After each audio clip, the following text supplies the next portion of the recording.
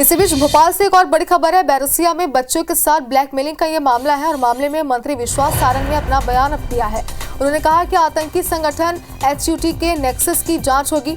आरोपियों का किससे कनेक्शन है, कहां से फंडिंग होती है, किस संगठन से जुड़े हैं ये आरोपी और क्या था धर्मांतरण का मकसद।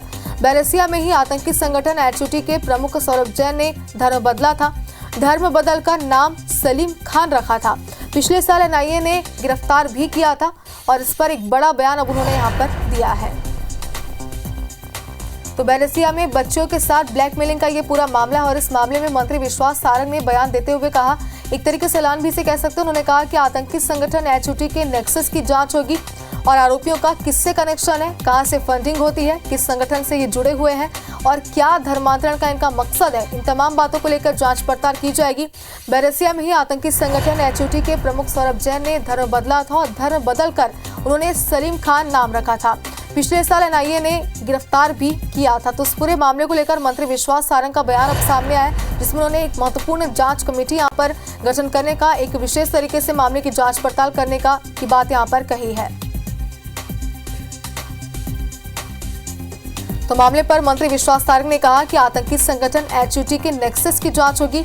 आरोपियों का किससे कनेक्शन है, कहां से इनकी फंडिंग होती है, कहां से इनके तार जुड़े हुए हैं, तमाम बातों को लेकर जांच पड़ताल की जाएगी।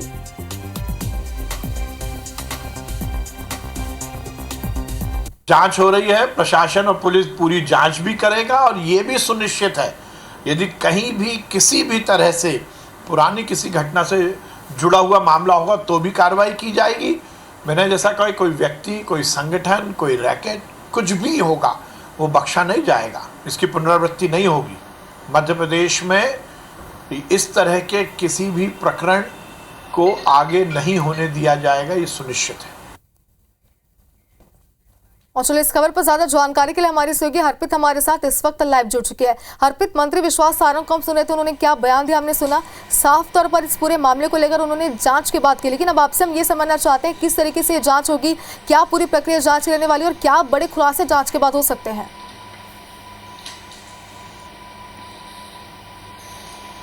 बिल्कुल, देखिए IBC 24 ने जब पीड़ित यानी कि बैरसिया में जिन बच्चियों के साथ ब्लैकमेलिंग हुई थी उन बच्चियों और परिजनों से बात की थी, तो उन्होंने ये बात बताई थी कि जो लड़के इस पूरे मामले में शामिल हैं, आरोपी हैं, उनमें से किसी का पिता कबाड़ी है, किसी की छोटी सी दुकान है, किसी का रुई सड़क किनारे बेचने का काम है। लेकिन उसके बावजूद ये लड़के आईफोन लेकर घूमते हैं, 1.5 से 2 लाख रुपए की बाइक लेकर घूमते हैं और तमाम ऐशो आराम जो है वो लड़कों के पास सुविधाएं मौजूद है। ऐसे में इन लड़कों को, जिनकी उम्र महज 20 से 21 साल है, ये पढ़ाई भी नहीं करते हैं, कोई काम भी नहीं करते हैं, ये तमाम चीजें कहां से आ रही हैं, इनको ये फंडिंग कौन कर रहा है, ये एक तथ्य है। एक दूसरा तथ्य अपने दर्शकों को बताएंगे कि बैरसिया भोपाल की वो जगह है जहां पर HUT यानी हिजबुल तहरीर आतंकी संगठन का प्रमुख जो सौरभ जैन था, बाद में नाम बदलकर धर्म परिवर्तन करके सलीम खान बन गया था और हिजबुल तहरीर का वो प्रमुख आतंकी NIA ने जिसे गिरफ्तार किया था वो बैरसिया का ही रहने वाला था और यहीं रहते हुए उसने अपना धर्म परिवर्तन किया था और बाद में वो आतंकी संगठन का प्रमुख बन गया था, जिसे हैदराबाद से पिछले साल NIA ने गिरफ्तार किया था। तो अब क्या ये कनेक्शन, ये नेक्सस अभी भी यहां पर काम कर रहा है? क्या ये नेटवर्क यहां पर काम कर रहा है? क्या ये आरोपी सिर्फ टूल हैं और बाकी कुछ और षड्यंत्र यहां पर चल रहा है? अब इसकी जांच यहां पर की जाएगी। आज मंत्री विश्वास सारंग ने इस बात के यहां पे स्पष्ट जो है निर्देश यहां पर दिए। उन्होंने IBC 24 से बातचीत में उन्होंने ये बात यहां पर कही है कि इस पर भी जांच होगी कि क्या ये कोई पुराना नेक्सस जो पिछली घटनाओं में जो जुड़े हुए नाम सामने आए थे, जो गिरफ्तारियां हुई थी, क्या ये वही नेटवर्क, वही गिरोह इन बच्चों को, इन लड़कों को टूल बनाकर ये तमाम काम कर रहा है? इस पर अब सख्ती से जांच होगी और अगर ऐसा कुछ निकलता है तो किसी भी हालत में इन्हें बख्शा नहीं जाएगा और कड़ी से कड़ी कार्रवाई की जाएगी। इसी बात का अंदेशा पीड़ित परिवारों ने, उनके परिजनों ने IBC 24 के कैमरे पर, स्क्रीन पर भी बताया था।